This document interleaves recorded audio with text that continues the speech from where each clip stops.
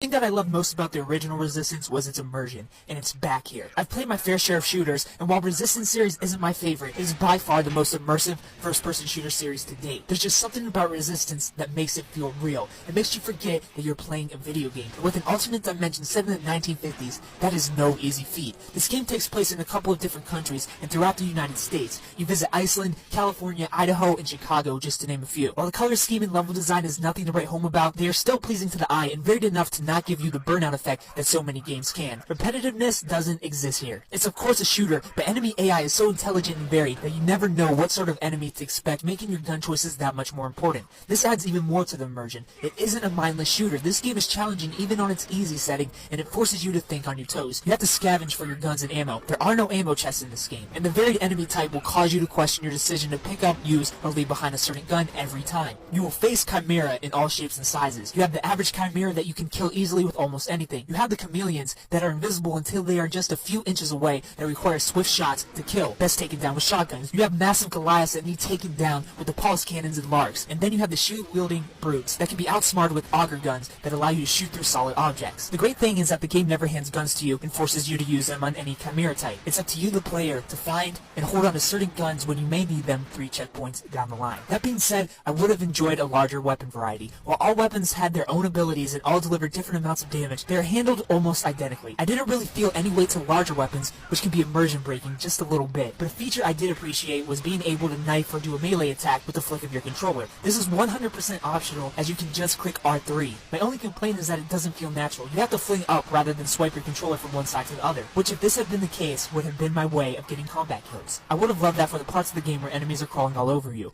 This game can be absolutely terrifying at parts. I hated walking through dark houses and tunnels, but hate in a good way, and the way that you hate horror films but love them at the same time. I was on the edge of my seat throughout most of the game, even jumping at the sight of my own shadow. Again, immersion. Resistance 2 is the definition of it. I would recommend this game to anyone if you are a fan of shooters or not, even though it is now only half of a game. The online servers of this game have shut down, making this game's platinum unobtainable. So even though I have played the online, I will not be covering it in this review, but the single player alone is worth your time. For what it is, 9 out of 10. And overall, 9 out of 10. Resistance 2 is a classic. It should be in anybody's backlog. If